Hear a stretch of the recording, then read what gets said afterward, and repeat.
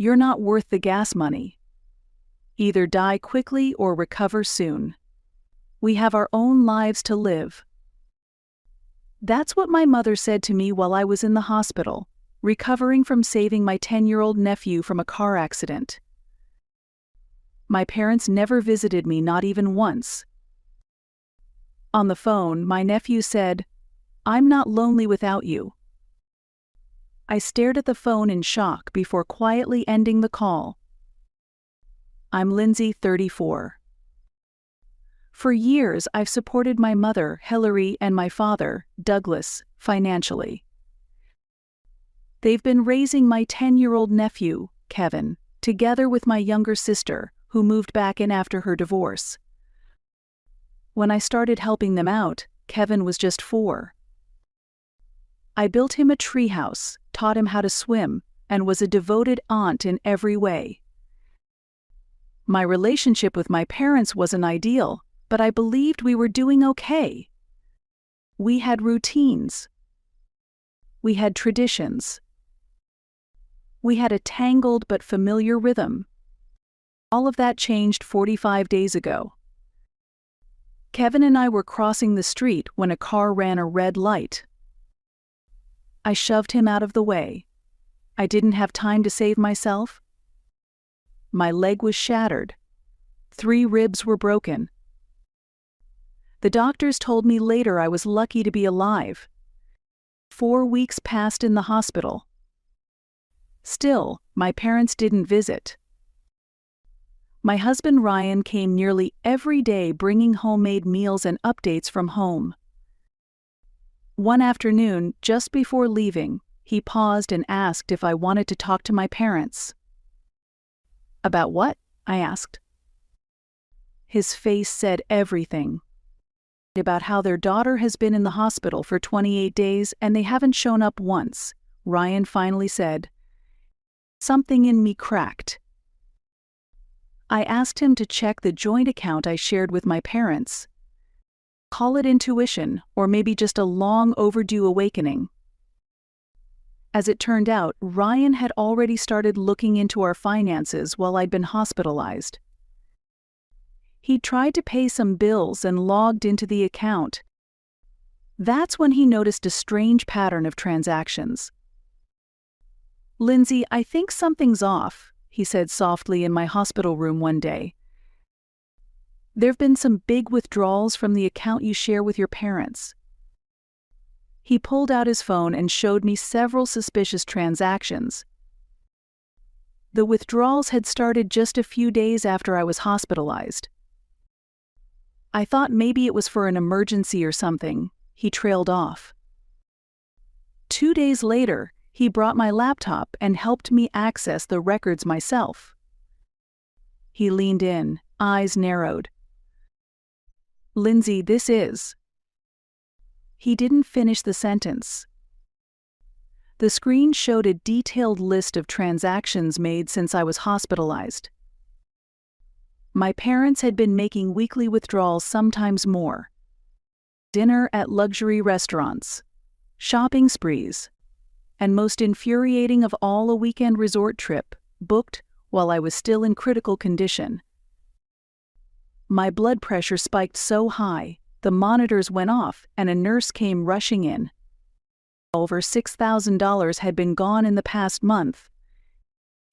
Mostly ATM withdrawals, wire transfers to unknown accounts, and charges from a travel agency. "They've been saying they're broke for years," Ryan said through clenched teeth. "Even though you send them money every month." That night, I made the phone call that changed everything. My mother answered the phone, something she rarely did. I didn't mention the money. I just asked when she was planning to visit. "Well, the hospital's all the way across town," she said. I could hear chewing in the background. It was dinner time. Gas is really expensive right now. And, well, there are other things. "Other things?" I repeated. "I've been in the hospital, fighting for my life, and you haven't visited once." "Oh, don't be dramatic," she sighed. "You're not worth the gas money. Either die quickly or recover soon. We have our own lives to live." Her words cut through me like a blade. The pain of hearing your own mother tell you to either hurry up and die. All the years of love and support I'd poured into them crushed with one brutal sentence. Then Kevin got on the phone. He'd apparently been listening the whole time. "I'm not lonely without you," he said in a small, trembling voice. Like he'd rehearsed the line. I hung up without another word. I couldn't speak. I just lay there, staring at the ceiling, feeling my chest burn with betrayal. The next 2 weeks passed in a haze of physical therapy, doctor consults, and silent planning. And during that time, I checked the bank account every single day. More withdrawals, more mysterious expenses. Tickets to Disney World appeared. On the 45th day of my hospitalization, I finally signed my discharge papers. Ryan came to pick me up in his SUV, folding down the back seat so I could keep my leg elevated. As we pulled away from the hospital, he asked the question I'd known was coming. "Are you sure you don't want to tell your parents you're being discharged?" I thought about the stolen money, the Disney trip, and the years I had supported people who couldn't spare even an hour to visit their daughter fighting for her life. "I have a plan to carry out," I said. Ryan glanced at me, then focused back on the road. I felt the corner of my mouth twitch upward. "I'm going to give them exactly what they deserve, nothing more, nothing less." The apartment felt both too big and suffocating after the hospital. There were no nurses checking vitals every hour. No machines humming, just me, my racing thoughts, and a leg that throbbed with every heartbeat. The next morning, Ryan made breakfast sandwiches and fresh coffee. As I watched him scroll through his phone, his expression suddenly shifted. "I'm not sure if I should show you this," he said hesitantly. Without a word, I took the phone from him. It was my mother's Instagram page. The most recent post, just 2 days old, showed them at the Disney resort, all smiling with costumed characters. My sister stood next to them, grinning broadly behind her sunglasses. The caption read, "Family trip blissful moments luxury weekend." Another post showed them at a fine dining restaurant. Another, a boomerang clip of Kevin on a spinning ride. One had the caption, "Well-earned rest after all the hardship." While I was fighting to walk again, they were on vacation funded by my bank account. But instead of sending an angry message, I opened the Notes app and started drafting a strategy list. Consult an attorney. Inventory all assets. Track the missing funds. Open a new bank account. Reclaim ownership of my home. Since I couldn't drive yet, Ryan helped me find a lawyer who could come to us. Courtney, the attorney, arrived the next day in a casual blazer, carrying a leather portfolio. Her first question was simple. "Do you want to reclaim the property, or are you considering selling it?" Honestly, I hadn't thought that far ahead. But the answer came without hesitation. "I'm taking it back," I said. "I'm taking it back no matter what." We spent 3 hours going over everything. The house I legally owned, where I had let my parents live rent-free. Financial records showing I paid the mortgage. The joint account I had set up to help them. Courtney shook her head in disbelief more than once, documenting it all on her tablet. "They never visited once?" she asked, lifting her eyes from her notes. Not once in 45 days? She looked genuinely stunned. And they traveled while you were still in the hospital? I showed her the bank statements, the credit card records, and the screenshots Ryan had taken of their restaurant check-ins on social media. This is where we stand, Courtney finally explained. As the legal owner of the home, you're entitled to reclaim possession. But here's the catch we need clear: documented evidence before they start trying to hide assets. A week later, Courtney returned with formal paperwork. This is an eviction notice. They have 30 days to vacate, she said. As expected, the response from my parents was combative. My father sent an email. Stop this nonsense. We haven't done anything wrong. We didn't visit because we couldn't afford to, you know that. Be reasonable and call us. My mother's message was more hostile.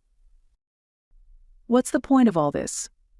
Are you really going to return your back on your family? Shame on you. Despite their words, they took no action. They ignored the notice, clearly waiting for me to back down. More messages from my parents followed. This is our home. We're not leaving. You can't scare us. You're still recovering. What can you even do? I didn't respond to any of their messages. Then Ryan brought me even more shocking news. He had been monitoring their social media accounts. They're planning another trip, he said, holding out the screen.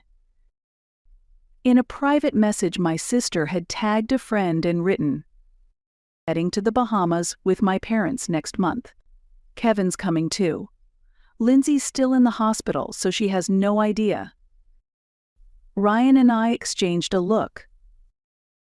This is our chance, I said. And that was the beginning of what we called Operation Empty House. Lying in bed, I stared at the ceiling, mapping out every possible contingency. My parents still thought I was in the hospital. They had no idea I had discovered the truth. That gave me a tactical advantage I wasn't about to waste. A few days later, I texted my parents and sister saying my doctors were extending my stay, and that reception was spotty, but I'd call when I could. My mother replied with a single thumbs-up emoji. Not a word of concern, just noted. They were carrying on, as if the eviction notice had never existed. A month passed. Nothing changed. They seemed blissfully excited about their upcoming trip. Ryan tracked their itinerary through social media. They were set to depart Friday morning and return Sunday night. That gave us 2 full days. Call Courtney.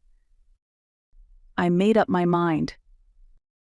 This needs to be done by the book. Courtney coordinated everything with the local sheriff. This is a lawful property recovery and execution of eviction, she explained. As long as you're the legal owner, you are fully within your rights. Saturday morning, we moved. The sheriff arrived with formal paperwork. A professional moving company followed my instructions precisely. Every piece of furniture, every appliance, every personal item registered under my name was removed and relocated to my new apartment or a storage unit. And then Sunday evening, the family stood frozen, as if they'd seen a ghost. Exhausted from their flight back from the Bahamas, they opened the door only to find nothing inside. I had hidden a few small security cameras inside the house. Discreet ones inside the smoke detector in the entryway, atop the bookshelf in the living room, inside the kitchen clock. Ryan and I watched the live feed from our tablet on the couch. Douglas walked in first. He was smiling, tanned, and dragging a large suitcase behind him. The moment he stepped inside, his face froze. The suitcase thudded to the floor. He stood there, stunned, captured perfectly by the camera. "Hillary," he called out, his voice trembling. "Hillary, get in here now." My mother stepped in next. At first she thought it was a joke. "Douglas, what is this?" she said with a nervous laugh. But that laugh quickly twisted into panic. "Where's our stuff? The furniture? The TV?" My sister and Kevin followed. Kevin clung to her arm in confusion. My sister stood with her mouth agape, slowly turning in place to take in the empty living room. Douglas, red-faced with fury, began storming through the house. "We've been robbed. Someone broke in." He punched a wall hard. The camera shook from the impact. Hillary pulled out her phone and started dialing 911. "Someone's broken into our home and taken everything," she said, her voice cracking. "Yes, everything. Furniture, clothes, electronics gone." My sister leaned against the doorframe in disbelief the entire time. Then she finally muttered, clear enough for the microphone to pick up. This was Lindsay. I knew something was off, that eviction notice, this is payback for not visiting her. Their reactions only escalated. Hillary started screaming. Douglas punched another wall, this time hard enough to leave a hole. My sister sat down on the floor, head in her hands. The only calm one was Kevin. He stood quietly by the window, watching the street outside. When the police arrived, they were shown the official documents. The eviction had been executed under the supervision of a sheriff, authorized by the rightful owner. The officers explained it was a civil matter, not a criminal one. Douglas's expression, caught on camera, was indescribable. Anger, shock, and above all recognition. For years they had leeched off my goodwill, treated my generosity as entitlement.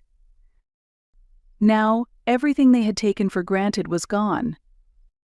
She made us homeless. Hillary screamed at the officer. "Our daughter. What kind of person does that to her own family?" The officer replied calmly. "The house is under her name. All your belongings have been safely stored. Please contact her attorney for further details." What struck me most was this. Not once did any of them say, "We're sorry for what we did to Lindsay." Every complaint, every outburst was entirely about themselves. What they had lost. How inconvenienced they were. Their selfishness was finally on full display. After watching the footage, Ryan took my hand. "Are you okay?" he asked gently. I took a deep breath. "I am." This was necessary. That night, I received dozens of calls and furious messages from my parents and sister. I didn't respond to any of them. Instead, I sent them a formal statement drafted by Courtney. It outlined their next steps strictly in legal terms. They were finally being made to face the consequences of their choices. And I, after years of emotional abuse and financial exploitation, was finally free. The next day, I went to court and filed for a restraining order. 2 weeks after the order was granted, Courtney called. "Lindsay, your family is requesting legal mediation," she said carefully. "They want to sit down and talk." I inhaled slowly.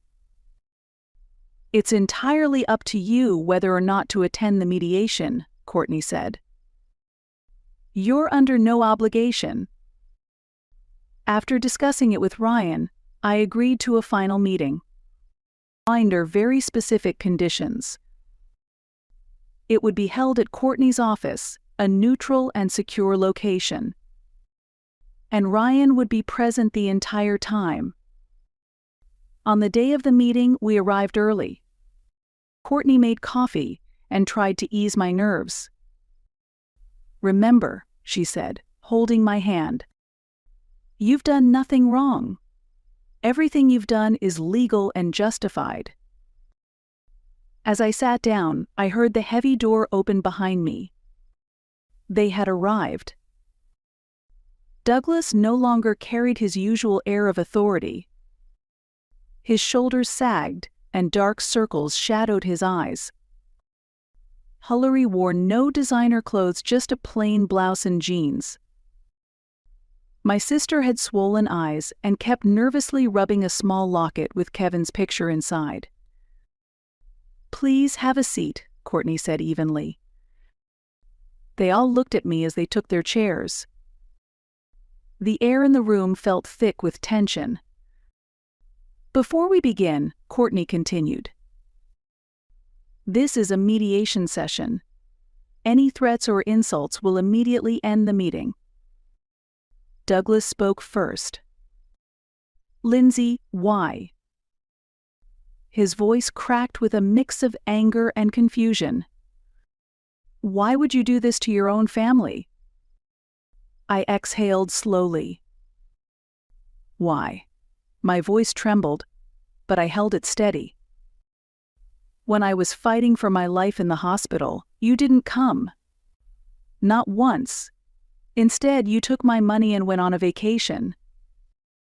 "That's wrong," Hillary snapped. "We just what?" I cut her off. "I went through every bank statement. While I was unconscious, you withdrew over $6,000 from my account. You went to fancy restaurants, booked a resort. Everything I provided for you, you treated like it was owed to you." My sister interjected. "You were always the rich one. Aren't we allowed a little luxury?" Ryan spoke, barely keeping his voice calm. "Luxury? Lindsay gave you over $10,000 a year. Mortgage, utilities, groceries, Kevin's tuition, everything." "And so what?" Hillary snapped. "That's what families do." "Family?" I said softly. "Family takes care of each other. Family doesn't tell you to die or get better quickly when you're in a hospital bed." The room fell silent. Douglas visibly paled. "Hillary, did you say that?" He turned to Hillary. Hillary was at a loss for words. You don't understand." "What is it I don't understand?" I pressed. "That you've been using me for years? That you treated my kindness like it was your entitlement? That you went to Disney while I was fighting for my life after a car accident?" Douglas covered his face with both hands. "We were just hoping you'd recover. Don't lie." I slammed my hand on the table.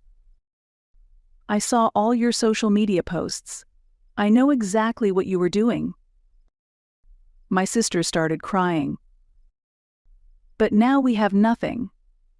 Kevin, he won't grow up in a stable home." "That's not my fault," I said firmly. "This is the result of your own actions." Courtney stepped in. "May I share Lindsay's proposal?" I nodded. "Lindsay has exercised her right to reclaim her property," Courtney began. "However, all of your personal belongings have been safely stored and arrangements can be made for you to retrieve them. Additionally, Kevin's education and living expenses will continue to be covered through a third-party agency. There will be no direct contact. That's it? Douglas looked stunned. What about the house?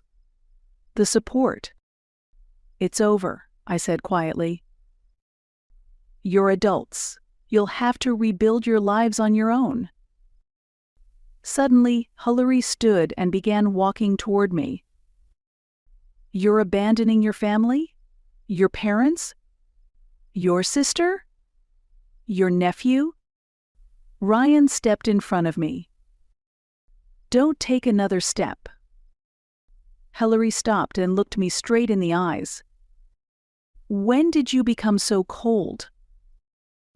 I gave a soft laugh. Cold? I risked my life to save Kevin. And what did I get in return? A message telling me to die or get better quickly. Then photos of your vacation. When did you become so cold? This meeting is now concluded, Courtney announced. Lindsay's terms are final. Kevin will continue to receive support. Assistance for the adults has ended. The restraining order remains in effect. As we turned to leave, my sister grabbed my arm. Lindsay, she sobbed. I looked at her. Kevin didn't do anything wrong. I said gently, I still love him, and I hope he grows up to walk a better path. But you made your choices. Then I turned toward the door. Ryan took my hand, and we walked out together. When I glanced back, the three of them stood frozen, stunned. That was the final moment in a long history of abuse and betrayal. Outside, the spring sun welcomed us. I took a deep breath, and for the first time in years, I felt something lift from my chest. Freedom. Are you okay? Ryan asked gently. Yeah, I said with a smile. I think I will be now. After that day, my parents' and sisters' lives changed dramatically. The apartment they managed to rent was nothing like the spacious house they'd once lived in. The walls were stained with dampness. The pipes groaned. Cold air slipped in through cracks in the windows. Douglas finally got a night shift job at a local warehouse. But his pay couldn't come close to supporting the lifestyle they used to enjoy. His pride had been crushed, and most nights he fell asleep drunk. Hilary took a job as a cashier at the local supermarket. The same store where she once looked down on the staff. Now she stood in a uniform for hours, her feet aching, her hands rough from harsh cleaning agents. Deep lines were carved across her face. It's all her fault, she would often mutter bitterly. My sister bounced from job to job. A waitress at a bar, a call center rep, a janitor. She worked late into the night and returned home to fights with our parents. Christmas came, but the luxurious decorations and mountain of presents were gone. A cheap plastic tree and a few modest gifts stood in their place. Kevin smiled and thanked them anyway. But the adults' faces were shadowed with defeat. One night, Kevin called me in secret. I'll never forget that you saved me, Kevin said, his voice trembling with tears. When you were in the hospital, I knew what everyone was doing. When I said I'm not lonely, a mom made me say that. The truth is, I missed you every single day. I never blamed you, I said gently. I know, he whispered. And I know you're still helping us. I always knew it was you. We talked for a long time. Kevin shared what life was really like at home. The constant fights between his grandparents, the financial stress, the pressure they put on him to be the hope of the family. I gave him my apartment address. If anything ever happens, you can always call me. Anytime. After that, Kevin began visiting me quietly, once a month, sometimes twice. I cherished every moment of those visits. Meanwhile, my parents' and sisters' lives continued to unravel. Credit card bills piled up. Rent was always late. "This isn't how it was supposed to be," Hillary would cry in the dark. "We were meant to live better than this." Douglas began blaming himself. "I should have worked harder, saved more." But the one thing they never said, the thing that mattered most, was, "I'm sorry." Their pride was too deep, their denial too ingrained to admit the truth. They had brought this on themselves. Only Kevin moved forward. With my quiet support and guidance, he focused on his studies, joined extracurriculars, and started dreaming of a future. 2 years have passed. My leg has mostly healed. I walk with only a slight limp now. The doctors are still amazed by my recovery. And then came the most joyful news: Ryan and I are expecting a baby. As my belly grows, the bitterness of the past fades. My heart is full of something new: life, family, hope. I will never forget what my parents and sister did. But I also won't live shackled to hatred. The due date is near. Soon our daughter will be here. And I plan to raise her in a home filled with love, truth, and above all, mutual respect. Because that is what a real family should be. And now I finally believe we're building one.